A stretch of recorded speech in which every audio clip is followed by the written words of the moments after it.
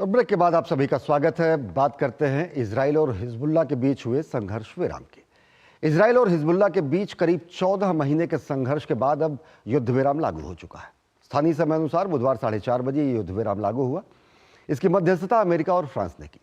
समझौते के तहत 60 दिनों में हिजबुल्लाह को दक्षिणी लेबनान से अपनी सेना वापस बुलानी है और इजरायली सैनिक सीमा पार से पीछे हट जाएंगे।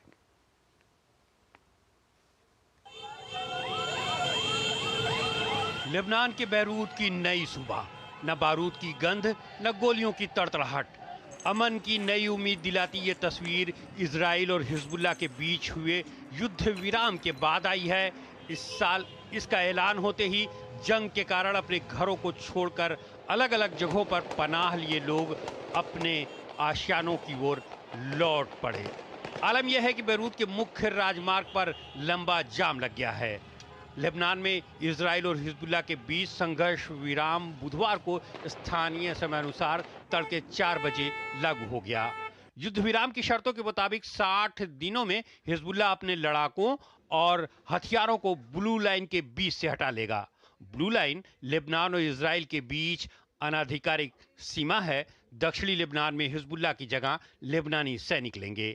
लेबनान के सैनिक हिजबुल्लाह के आधारभूत अवसंरचना और हथियारों को हटाए जाने को सुनिश्चित करेंगे। इन 60 दिनों में इजराइल लेबनान के जिन इलाकों में मौजूद है वहां से धीरे धीरे अपनी सेना को बुला लेगा। लेबनान कुल 5000 सैनिकों को तैनात करेगा। भारत समेत कई देशों ने संघर्ष विराम का स्वागत किया है। विदेश मंत्रालय ने एक बयान में कहा है कि हम हमेशा से ही तनातनी खत्म करने, संयम बरतने और बातचीत व राजनयिक कूटनीतिक अपनाने पर बल देते रहे हैं। हमें लगता है कि इस घटनाक्रम से क्षेत्र में शांति और स्थिरता आएगी। यह एक नया दिन है। लेबनानियों ने आधुनिक इतिहास में अनुभव की गई पीड़ा के सबसे कठिन चरणों में से एक समाप्त हो गया है। हालांकि संघर्ष विराम को लागू करने में लेबनानी सेना की भूमिका पर सवाल भी उठाए जा रहे हैं।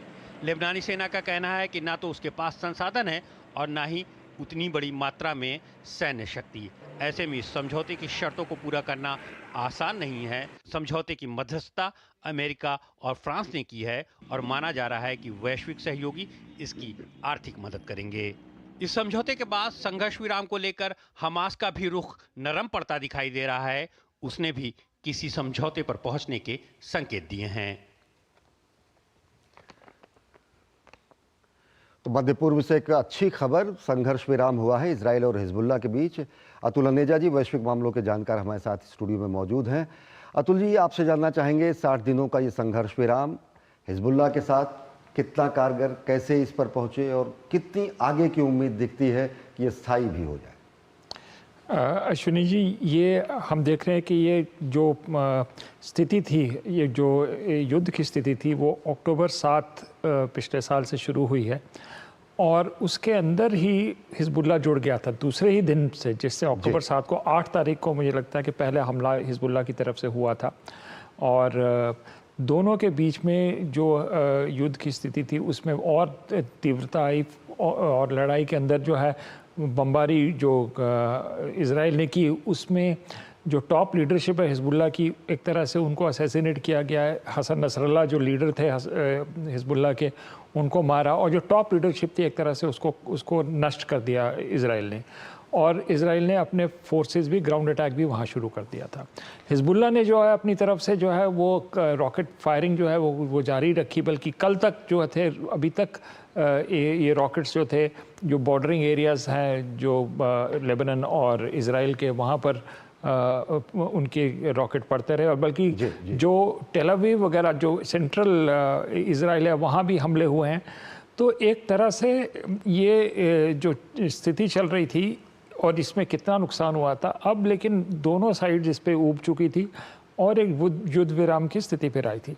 कितने दिन ये लास्ट करेगा, मुझे लगता है कुछ दिन तो आगे हम देखेंगे कि इसमें लास्ट कर सकता है, क्योंकि इस वक्त दोनों साइड्स जो है, खास करके हिजबुल्लाह, वो इंटरनली मोटिवेटेड हो भी, इतना नुकसान हुआ है, अपना इसला बारूद मिसाइल्स इतनी ख़त्म हुई हैं कि वो इंटरनली फोकस रहेगी। तो मुझे नहीं लगता कि हिजबुल्लाह की तरफ से प्रोवोकेशन अभी आएगी, लेकिन ये कितने दिन तक लास्ट करेगा ये डिपेंड करता है। और अगर हम स्थिति को देखें और स्थितियाँ क्या बदले, और सबसे बड़ी बात ये पूरा दारोमदार सीमा पर स्थिति के नियंत्रण लेबनान की सेना को दिया गया। अब लेबनान की सेना कितनी संसाधन संपन्न है, कितनी वो वेल इक्विप्ड है, या फिर हिजबुल्लाह के इरादों के सामने वो कितना ठहर पाती है, क्योंकि लड़ाकों के सामने उस सेना का भी कोई विशेष अस्तित्व नहीं जाता। तो चुनौतियां क्या हैं इसको लेटर स्पिरिट में लागू करने के लिए, ज़मीनी हकीकत दे दें।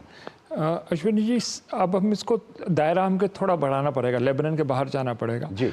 और अगर सबसे ज़्यादा जो सपोर्ट मिल रही थी हिजबुल्लाह को, वो मिल रही थी ईरान से। अब ईरान का इसके ऊपर क्या रवैया रहेगा, निश्चित तौर से यही निश्चित करें। ये क्रिटिकल है कि ईरान फिर से हिजबुल्लाह को उसी तरह से हथियार सप्लाई करना शुरू करेगा, दोबारा से बिल्डअप शुरू करेगा कि ईरान के विदेश नीति भी बदलेगी इतने बड़े नुकसान के बाद। हमास, हम देखते हैं कि हमास तो एक तरह से ख़त्म ही हो गया है, लेकिन हिजबुल्लाह को भी बहुत भारी नुकसान हुआ है। क्या ईरान का दृष्टिकोण ये पूरे रीजन के ऊपर बदलेगा, इसके ऊपर बहुत कुछ निर्भर करता है।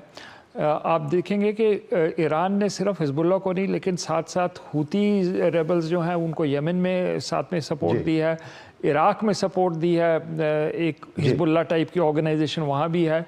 तो एक तरह से रीजनल स्ट्रेटजी ईरान की क्या होती है, उसको हमें देखना पड़ेगा। दूसरी तरफ पड़ेगा, और वो कहीं ना कहीं निश्चित होगा कि हमास भी इस शांति समझौते में शामिल होता, युद्ध विराम के लिए लागू होता है, या हूती, हमास, हिजबुल्लाह का जो डोर ईरान के हाथ में है वो कैसे किस तरीके से चलती है। बहुत बहुत धन्यवाद अतुल अनेजा जी हमसे जुड़ने के लिए और विस्तार से इन खबरों पर विश्लेषण करने के लिए। और खबर दुनिया में अब वक्त हो चला है अंतर्राष्ट्रीय खबरों का, और आपको चाहते जाते छोड़ जाते हैं